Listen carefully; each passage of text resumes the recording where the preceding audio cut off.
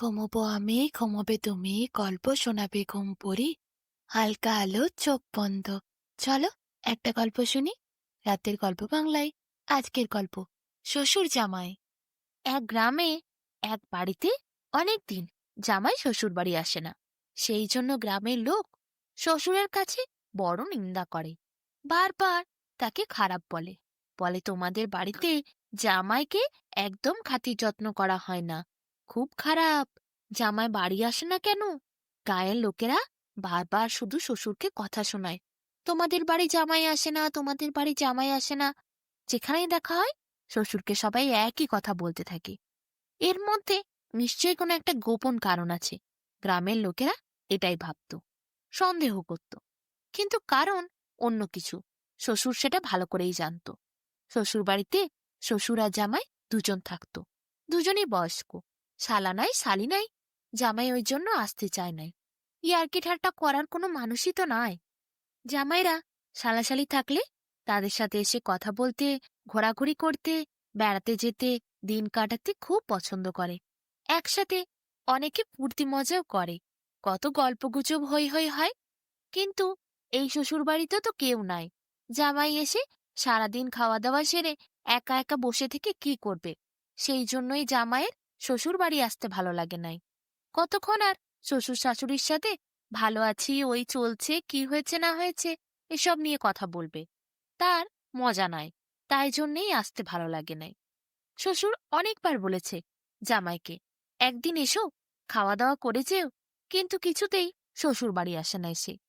ওই গ্রামেই মেয়ের বিয়ে হয়েছে। গ্রামেই শ্বশুর বাড়ি বাপের বাড়ি দুইটি। তাই মাঝে মধ্যেই রাস্তাঘাটে, হাটে বাজারে দেখা হয় শ্বশুর জামাইয়ের। শ্বশুর এরপর ঠিক করল, গ্রামের লোকেরা অনেক নিন্দা করছে, পাড়া প্রতিবেশী বারবার প্রশ্ন করছে, একবার জামাইকে বাড়ি আনতেই হবে। শ্বশুর এরপর ঠিক করে রাখল, জামাইকে সে যে কোনো প্রকারে আনবে। দরকার হলে সেই ঠাট্টা ইয়ার্কি করবে। ঠাট্টা ইয়ার্কি করে জামাইয়ের মন সে নিজেই ভোলাবে, কিন্তু জামাইকে একবার আনতেই হবে। শ্বশুর এটি মাথায় ভালো করে ঢুকিয়ে রাখল, যেদিনই জামাইকে পাবে রাস্তায় দেখতে, সেদিন আর ছাড়বে না। এরকম একটি দিনও এলো। হাটের মধ্যে একদিন জামাইয়ের সাথে শ্বশুরের দেখা হলো। শ্বশুর জামাইকে বলল, তা বাবাজি, আমাদের ঘরের মুখো হও না তো, চলো আজ আমাদের বাড়ি চলো। জামাই কিছুতেই যেতে রাজি হচ্ছিল না। শ্বশুর মশাইও ছাড়বে না, বারবার বলতে থাকে।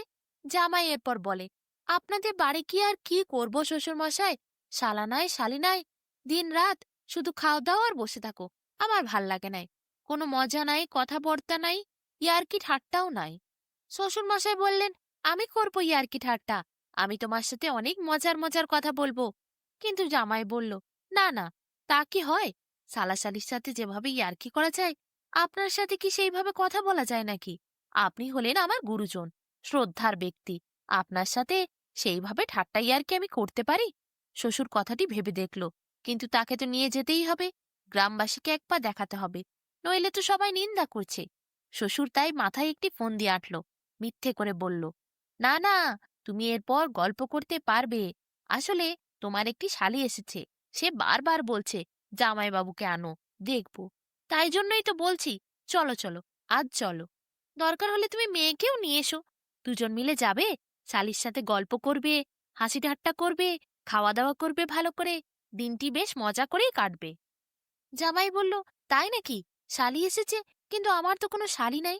শ্বশুরমশাই বলল, সে দূর সম্পর্কের শালি, তোমার ভালো লাগবে, তুমি এসো বাবা।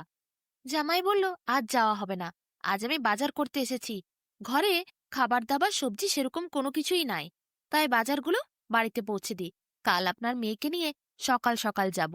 খুব খুশি হলো এরপর শ্বশুর। বলল, ঠিক আছে, আমি ভালো করে মাছ টাছ কিনে নিয়ে যাচ্ছি। তোমার জন্য শাশুড়িমা ভালো করে রান্না করবে, কাল কিন্তু এসো। জামাই হ্যাঁ বলে চলে গেল নিজের বাড়ির দিকে। শ্বশুরও মাছ টাছ ভালো খাবার দাবার কিনে বাড়ি ফিরে এলো। পরের দিন সকাল সকাল জামাই বউ নিয়ে এসে হাজির হলো, কিন্তু দেখলো কেউ নাই ঘরে। কোনো শালা শালি কেউ আসে নাই, সব মিথ্যা কথা। শ্বশুর তাকে ফাঁকি দিয়েছে। এরপর খাওয়ার সময় হলো। শ্বশুর বাড়িতে আসার পর জামাইকে শালা শালিরা সবাই এক থালা ভাত, নানা রকম সাজিয়ে তরকারি মাছ খাবার দেয়। শ্বশুর বাড়িতে তো শালাশালি কেউ ছিল না, তাই শাশুড়ি এক থালা ভাত জামাইয়ের জন্য নিয়ে এলো। ভীষণ বড় থালায় ভাত দিল জামাইকে। মেয়েটি যে যে তরকারি নিয়ে এলো, তারপর তার স্বামীকে দিল। শ্বশুর মশাই বড় মাছ আর মাছের মাথা নিয়ে এলো। জামাইকে মাছের মাথা দিল, সঙ্গে মাছও দিল। বলল, আমি আর জামাই সব থেকে প্রথমে খাবো, এক থালা করে ভাত খাবো, মাছ দিয়ে ভালো করে মাখিয়ে মাখিয়ে মজা করে খাবো। শ্বশুর মশাইকে দেখে জামাইয়ের ভীষণ রাগ উঠছিল। সে ভাবছিল, আমায় মিথ্যে কথা বলে আনা, আবার বলে কিনা আমার সাথে খাবে। যাই হোক, শ্বশুর আর জামাই একসাথে খেতে বসলো। নানা রকম তরকারি দিয়ে, মাছ দিয়ে ভাত মেখে তারা খেতে শুরু করলো। এদিকে একটি বড় হাঁড়ি করে শ্বশুর ক্ষীর এনে রেখেছিল, কিন্তু সে মনে মনে ফোন দিয়ে আটছিল জামাইকে সে ক্ষীর খেতে দেবে না। কিন্তু জামাইয়ের নজর ক্ষীর একদমই এড়োতে পারেনি। জামাই আগে দেখতে পেয়েছে রান্নাঘরের ওপরে ক্ষীর তোলা আছে এক হাঁড়িতে। জামাই তাই বলল, খাওয়া দাওয়া তো হলো, এবার হাত ধোয়ার পালা।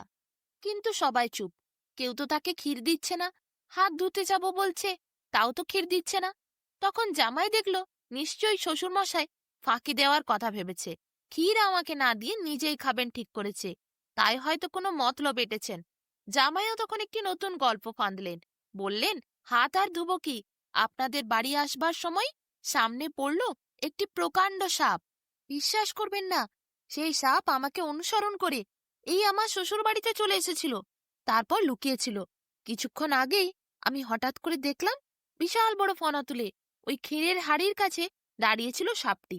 আমাকে দেখে আবার ছুট্টে তাড়াতাড়ি করে বেরিয়ে গেল। শ্বশুর শাশুড়ির সামনে জামাই যেই এই গল্পটি বললেন, শ্বশুর শাশুড়ি দুজনেই বুঝতে পারল জামাই ক্ষীরের হাড়ি দেখে ফেলেছে। সেটি শোনানোর জন্যই হাত ধোয়ার আগে ক্ষীরের কথা বলল। শ্বশুর বুঝতে পেরে বললেন, যাও যাও, ক্ষীরের হাঁড়িটা নিয়ে এসো, ক্ষীর তো দিতেই ভুলে গেছিলাম জামাইকে। শাশুড়ি তাড়াতাড়ি গিয়ে ক্ষীরের হাঁড়িটি নিয়ে এলো। তারপর জামাইয়ের পাতে ক্ষীর দিল। ক্ষীর খেয়ে জামাই খুব খুশি হলো, মুচকি হাসি দিল। তারপর মনে মনে ভাবল, ক্ষীর তো আমি খেয়েছি, কিন্তু শ্বশুর মশাই, আপনি আমাকে ক্ষীর না দিয়ে ফাঁকি দেবেন ভেবেছিলেন, তাই আমি আপনাকে ক্ষীর খেতে দেব না। জামাই আবার শ্বশুরের সঙ্গে গল্প করতে শুরু করলো। বলল, এখনকার কলিকালে আর কি বলবো, বউরা স্বামীকে একদম মানতে চায় না। এই আপনার মেয়ে, যাকে আমি বিয়ে করেছি, আমি যদি তাকে এইদিকে যেতে বলি সে ওইদিকে চায়, ওইদিকে যেতে বলি এইদিকে চায়, এইভাবে এইদিকে আর ওইদিকে একবার করে আঙ্গুল দেখাতে থাকলো জামাই। আর যেই শ্বশুর এইদিকে তাকায়, জামাই অমনি ছট করে ক্ষীরের হাঁড়িতে হাত দিয়ে ক্ষীরের হাঁড়িটি পুরোপুরি নিচের পাতে উল্টে নেয়। তারপর তার পুরো পাতে ক্ষীর হয়ে যায়। শ্বশুর মশাই অবাক হয়ে যায় এইসব দেখে। জামাই বলে, কি, আপনার সাথে গল্প করতে গিয়ে দেখলেন তো শ্বশুর মশাই, ক্ষীরের হাঁড়ি পুরো আমার পাতের ওপরে উল্টে গেল, সব ক্ষীর আমার পাতে হয়ে গেল, এরপর আপনি কি খাবেন? আরে, ক্ষীরটা নষ্ট হবে, দাঁড়ান আমি তাড়াতাড়ি খেয়ে নিই। জামাই এরপর মহা আনন্দে চেটে চেটে ক্ষীর খেতে শুরু করলো। শ্বশুর দেখে বুঝতে পারলেন ক্ষীরের হাতি নিজের পাতে উল্টে নিয়ে নিজেই ক্ষীর খেলো জামাই, তাকে একটুও দিল না। আবার এইভাবে গল্প ফাঁদছে। শ্বশুর এরপর বলল, বাবা জামাই, তুমি ছোকরা ছেলে, আমি জানি তোমার ভীষণ বুদ্ধি। তুমি জানো না ক্ষীরের হাঁড়ি আরেকটিও আছে, আমিও ক্ষীর পাবো।